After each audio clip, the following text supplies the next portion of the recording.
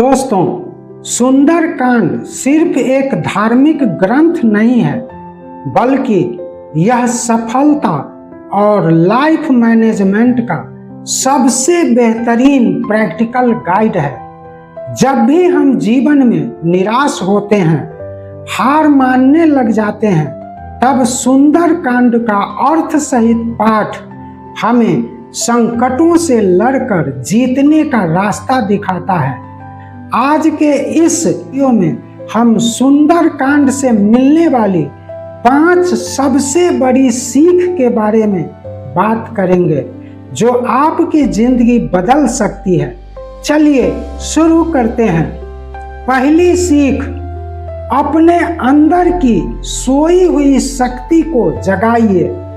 जब हनुमान जी को लंका जाना था तो वे पहले तो नर्वस हो गए थे कि इतना विशाल समुद्र को वे कैसे लांघ सकते हैं।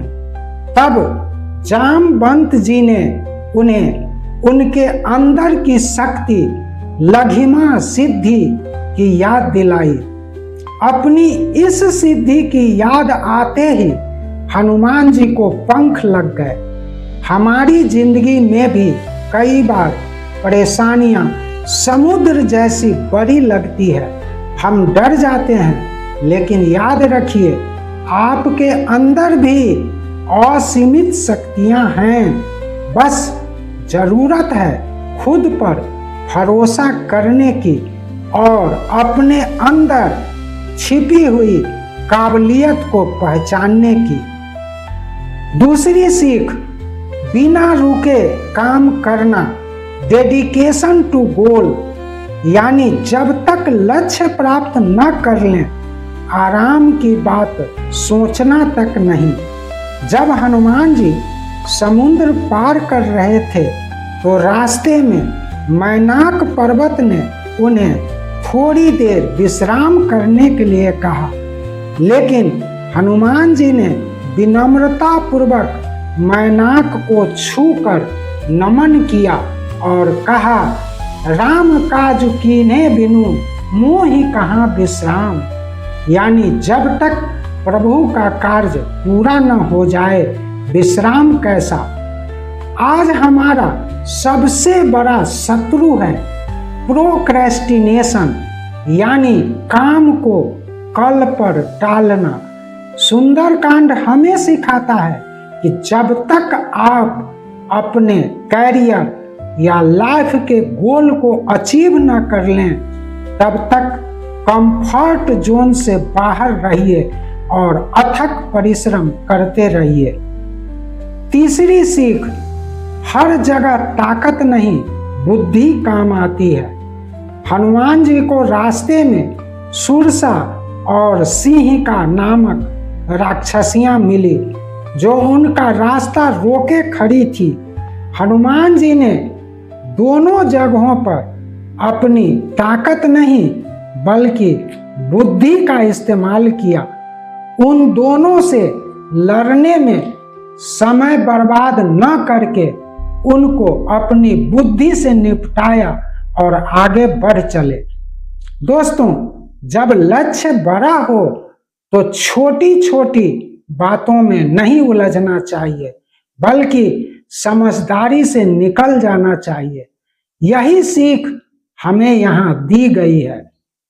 चौथी सीख, परिस्थिति कैसी भी हो, संतों, सज्जनों और अच्छे लोगों का साथ कभी ना छोड़ें, क्योंकि ऐसे लोगों की संगत बिना प्रभु कृपा के नहीं मिलती। संतों और सज्जनों की संगत से कभी कार्य की हानि नहीं होती, बल्कि हमेशा कार्य सिद्ध ही होते हैं। शास्त्रों में भी कहा गया है, चंदन के वृक्ष के पास रहने से साधारण लकड़ी भी सुगंधित हो जाती है, लेकिन कोयले के पास रहने से सफेद वस्त्र भी काला हो जाता है। यही संत और दुष्ट की संगति का प्रभाव है।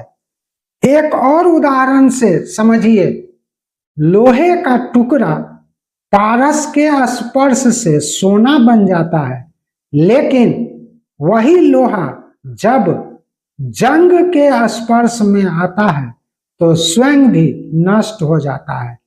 मनुष्य का जीवन भी उसकी संगति से ही चमकता या बिगड़ता है। संक्षेप में समझिए, संग का प्रभाव इतना गहरा होता है कि वही विचार बन जाता है, विचार से कर्म बनते हैं और कर्म से मनुष्य का चरित्र तथा भाग्य निर्मित होता है। एक ही हवा जब सुगंधित फूलों के बगीचों से होकर गुजरता है तो बाहर में खुशबू फैला देता है, लेकिन वही हवा जब कूड़े करकटों के ढेर से होकर गुजरता है तो चारों तरफ बदबू फैला देता है। दुष्ट और सज्जन में यही पहचान है। हनुमान जी जब लंका पहुंचे तो पाया कि पूरी की पूरी लंका नगरी ही दुष्टों की नगरी है, लेकिन चूंकि वे स्वयं संत और सज्जन थे तो प्रभु की कृपा से उन्हें विभीषण जैसे संत उस दुष्ट की नगरी में भी मिल ही गए। सीख यह है कि आप जैसे हैं वैसी संगति मिल ही जाएगी। पांचवी और सबसे बड़ी सीख, अहंकार का अंत। रावण के पास सोने की लंका थी, अपार शक्ति थी और वेदों का ज्ञान था, लेकिन कमी थी तो सिर्फ एक चीज की, विनम्रता की। उसका अहंकार इतना बड़ा था कि उसने हनुमान जी की शिक्षा और विभीषण की सलाह दोनों को लात मार दी। परिणाम क्या हुआ? पूरी लंका जलकर राख। सुंदरकांड हमें सिखाता है कि आप अपने लाइफ में भले ही सारी खुशियां पा ली हों, सारी सफलताएं आपके कदमों में हों, लेकिन यदि आप में विनम्रता नहीं है तो ये सब बेकार।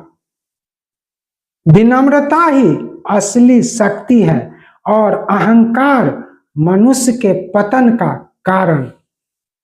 दोस्तों, ये थी सुंदरकांड की वो 5 सबसे बड़ी सीख जिन्हें यदि जीवन में उतार लें तो हमें सफल होने से कोई नहीं रोक सकता। आपको इन 5 सीखों में से कौन सी सीख सबसे अच्छी लगी, कमेंट में बताएं।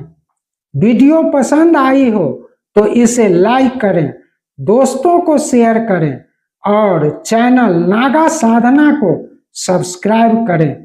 शीघ्र मिलते हैं अगले वीडियो में। जय सिया राम, जय हनुमान।